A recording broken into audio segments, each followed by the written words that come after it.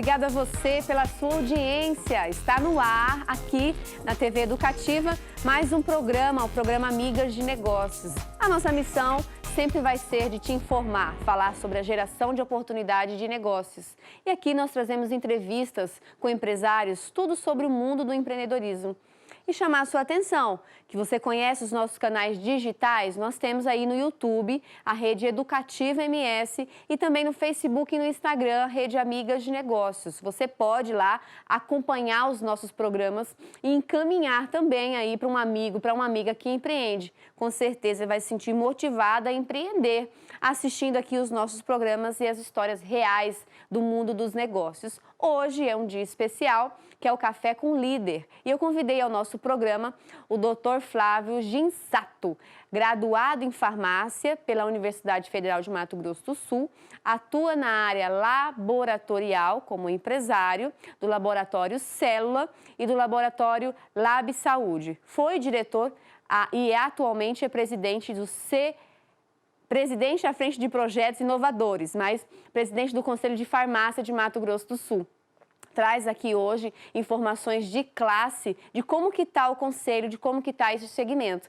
E vai falar também conosco sobre empreendedorismo e a retomada da economia. Bem-vindo ao nosso programa. Olá, bom dia. Bem, obrigado pelo espaço, pelo convite. Agenda disputada para conseguir trazer você aqui, mas obrigada por você ter vindo, né? Nós somos amigos há muitos anos, você sabe que eu admiro o teu trabalho como empresário, né? E também à frente do conselho. Obrigado. Vamos falar um pouquinho, amigo, sobre carreira. Como é que você chegou a se tornar farmacêutico? Né? Como que tocou aí teu coração? A história de escolher a profissão farmacêutica é meio que hilária um pouco. Porque eu escolhi a profissão, quando a gente fala, eu escolhi a profissão ser farmacêutico porque começa com a letra F. Verdade? Sim, porque eu não sabia o que fazia a faculdade de farmácia. Aí, como as coisas acontecem no destino, né? A gente já entrou na faculdade e já sabia o que fazer a partir do primeiro dia, com o conhecimento da disciplina. E a gente sabia que no começo, já na cabeça do primeiro ano, eu sabia que eu queria ter o meu próprio negócio. Verdade? No primeiro ano você já decidiu que queria empreender? Sim, porque a gente sabia que estudando, se qualificando e se preparando para o futuro, não importava o tempo que eu teria o próprio negócio, mas eu teria.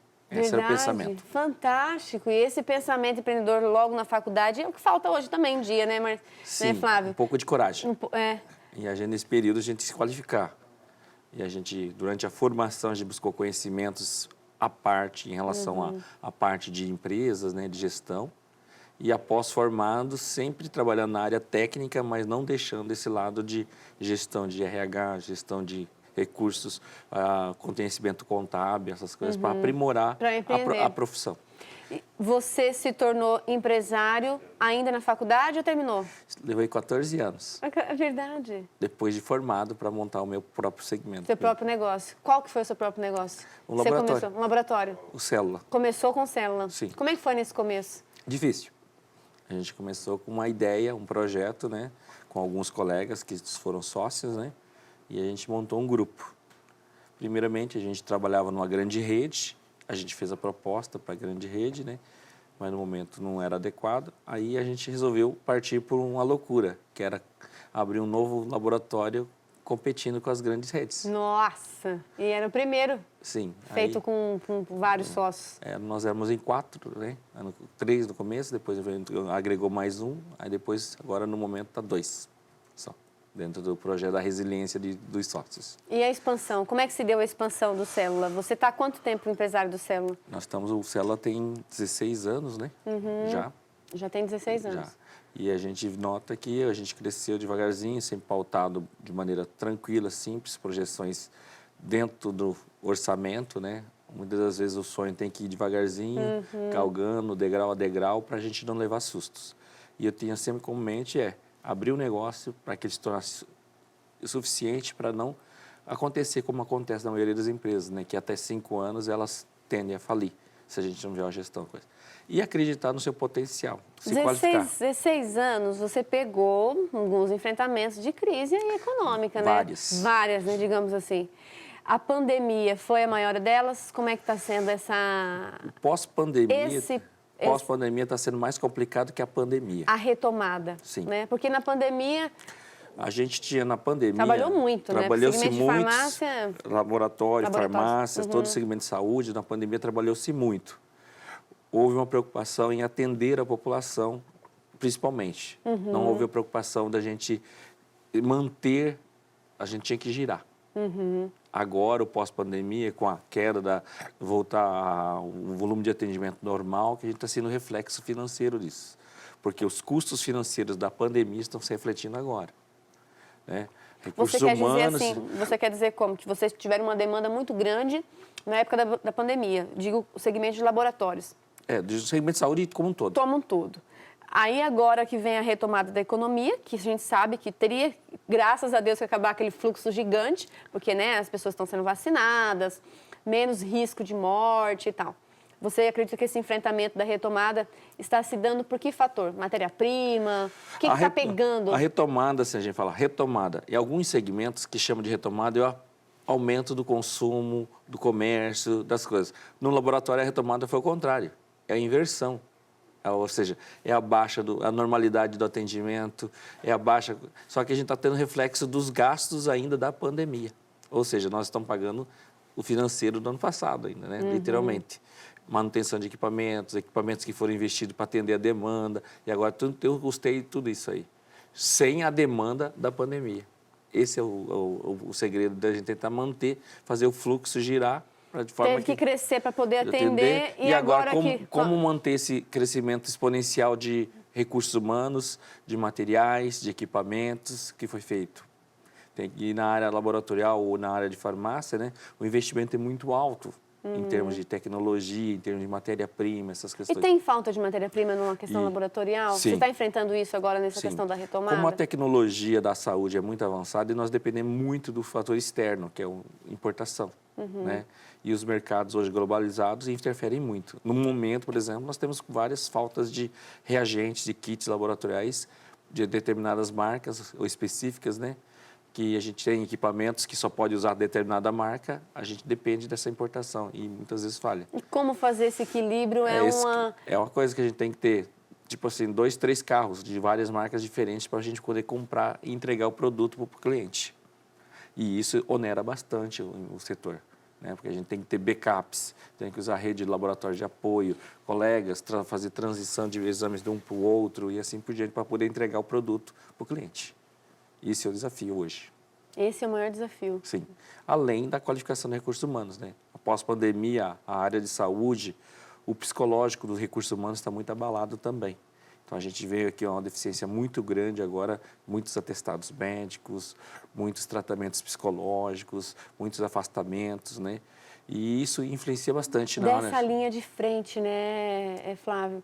Porque a gente viu, enquanto muitas pessoas estavam em casa e precisando ficar em casa para a questão da contenção mesmo, do contágio do vírus, teve muito profissional que tomou coquetel, que teve que fazer exames, né, semanais, e esteve à frente, né? A equipe mesmo do laboratório teve épocas na pandemia que ficou 50% fora do local de trabalho por estar doente.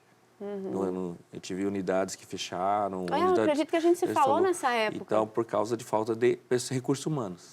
E esse pessoal voltou, né, debilitado também. E a demanda por profissional da saúde com qualificação, com especificidade, com experiência, também foi bastante usada.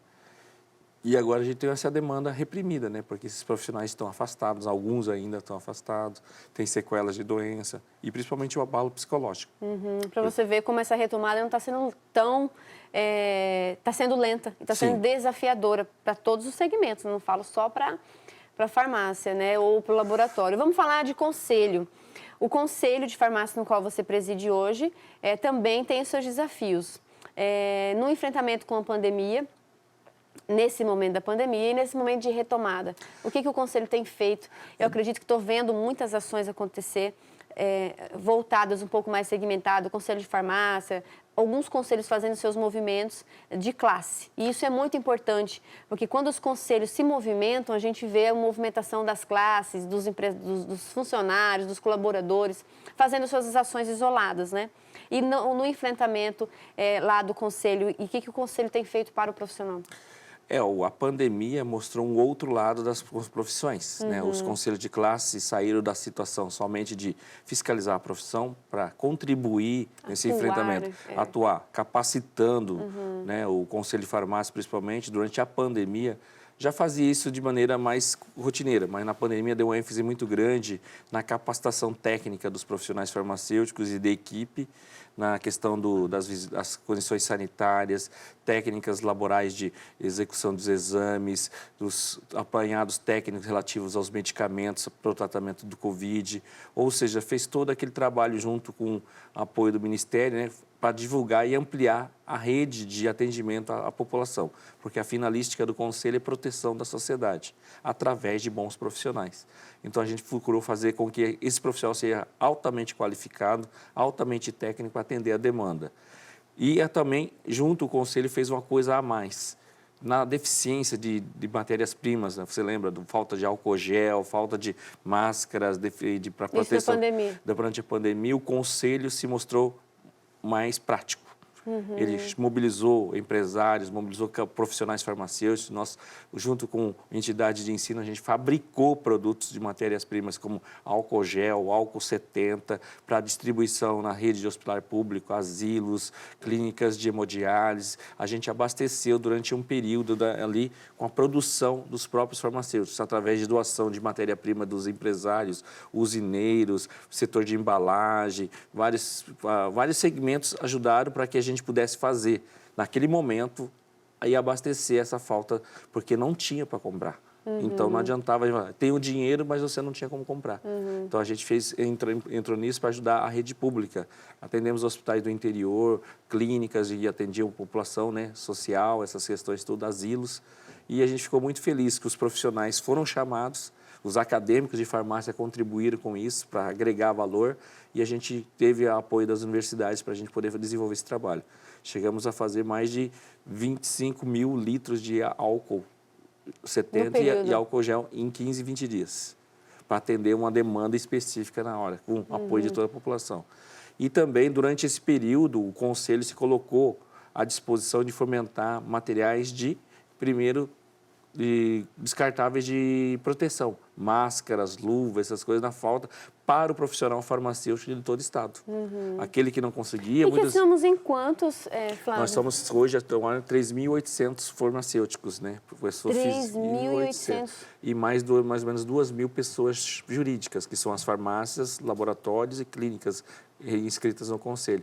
E a gente conseguiu atender essa demanda de maneira excepcional aos profissionais que estavam sem condições de comprar devido à falta de material ou até falta de disponibilidade financeira para isso também. E a gente atendeu durante esse período. Então, a gente saiu da casinha. E durante isso, a gente conseguiu também movimentar a capacitação técnica de todo esse movimento. Isso que eu ia te perguntar, essa questão técnica que você identificou como conselho, que o conselho tem a sua missão muito clara nessa questão da defesa, nessa questão da fiscalização, mas a questão da capacitação, principalmente nesse período, né, no período de pandemia. E agora, que precisa permanecer. Sim, né? continuamente. Continuamente, porque os profissionais, é o que você falou, o enfrentamento da questão psicológica, até mesmo encarar a profissão de uma outra maneira, fazer uma reciclagem, um outro olhar, renovar, né? Para aquela mesma pessoa dar uma renovada nela e tão desafiador deve ser isso. Como que são as... Hoje, por exemplo, você que é uma cliente, por exemplo, se você for na farmácia hoje, você vai ver que a abordagem é diferente. Já teve uma mudança estratégica de como se atender o cliente na farmácia. Da mesma forma no segmento laboratorial, da mesma forma no segmento hospitalar pelo profissional farmacêutico. Já tem a questão diferente de como ver o paciente, o cliente. É um lado mais humanizado, um lado mais de assistencialismo, né, de dar aquilo que ele precisa. Porque todo mundo está abalado psicologicamente. Então, a gente já tem que ter esse tipo de abordagem para que a adesão ao tratamento seja melhor. E um risco grande que o Conselho também trabalha para a população é a automedicação. né, e o consumo irracional dos medicamentos devido às fake news, publicidade, essas questões todas. Né? E esse é um assunto muito sério que nós vamos falar depois do intervalo. Eu vou para o intervalo, lá já voltamos aqui com o Café com o Flávio.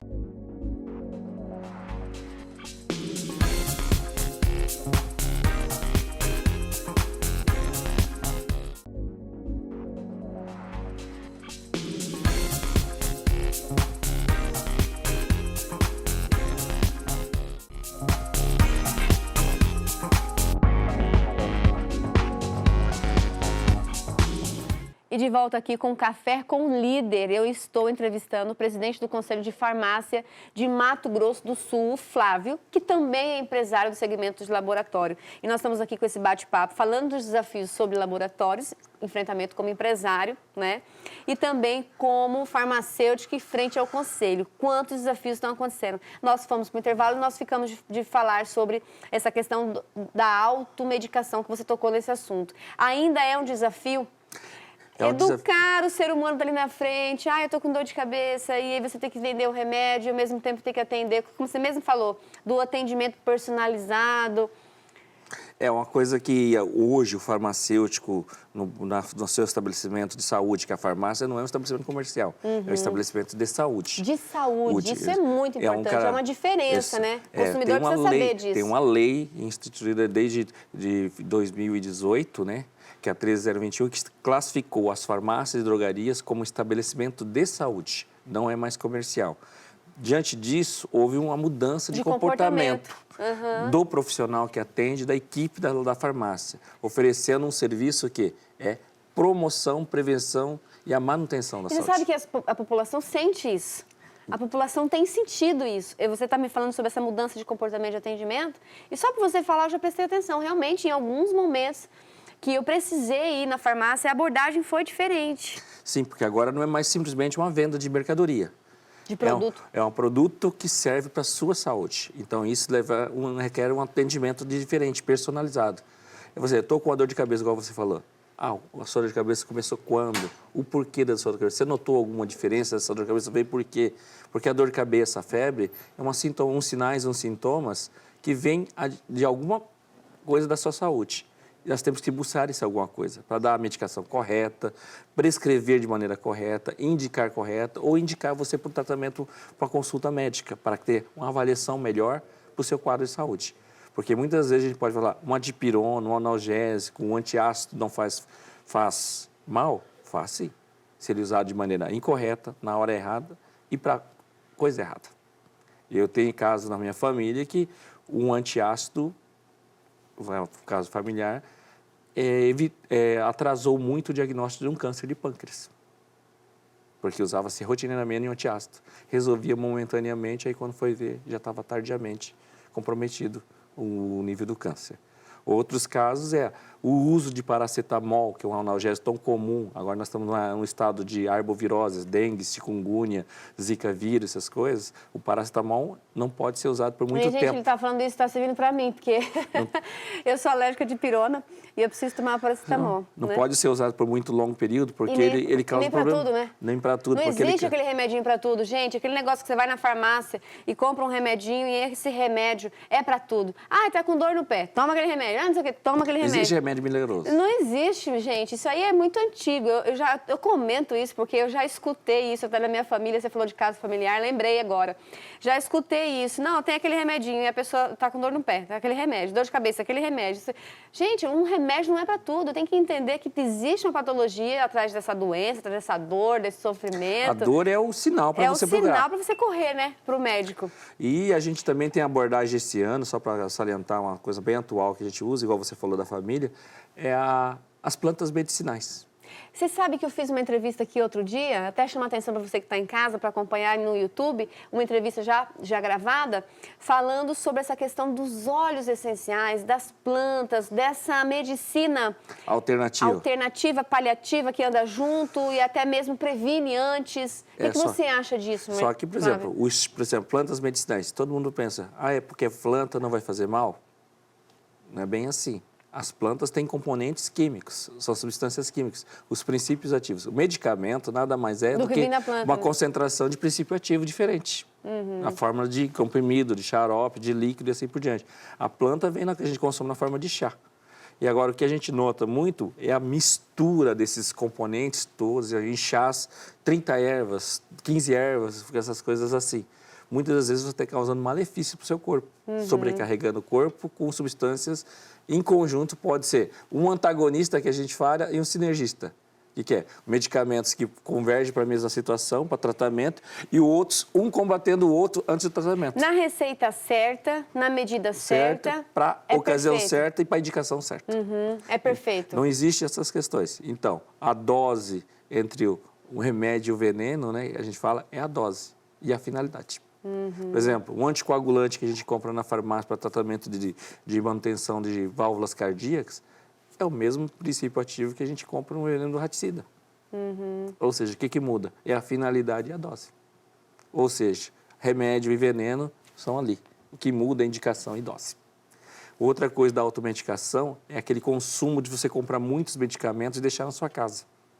O medicamento você vai usá-lo na sua necessidade, mas ele pode ficar ali exposto a temperatura, sol, essas questões todas intempéries. Além disso, pode estar ali venceu. Qual que é o melhor destino disso? Aí tá, o medicamento, você tem uma criança em casa, 2, 3 anos, o comprimido é bonitinho, colorido. A dose para um adulto é diferente da massa corpórea da criança. Por exemplo, um frasco de pirona causa mal para você? Poderia causar. 2 comprimidos de pirona causa mal para você? Não, mas para a criança causa. Porque o peso dela é diferente. Então, a intoxicação por medicamentos vencidos e não utilizados nas casas pelas crianças é muito grande. Outra coisa é o idoso, pela confusão. Pela leitura. Toma demais, mistura muito, aí toma errado, retoma de novo, está à disposição, leva a intoxicações.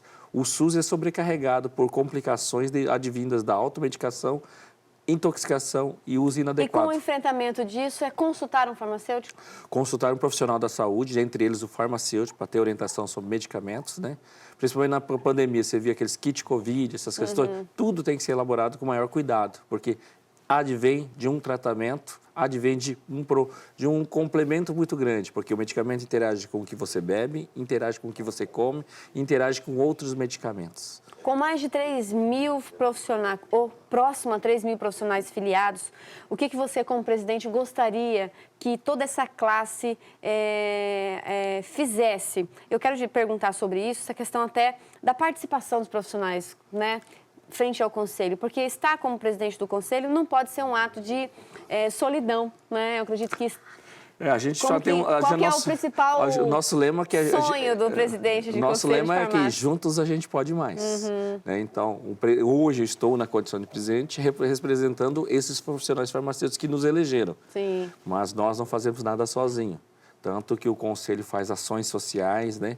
Inclusive, nós percorremos o estado fazendo o que a gente fala, o drive-thru de coleta de medicamentos vencidos e não utilizados, com apoio de todos os farmacêuticos de cada região, né?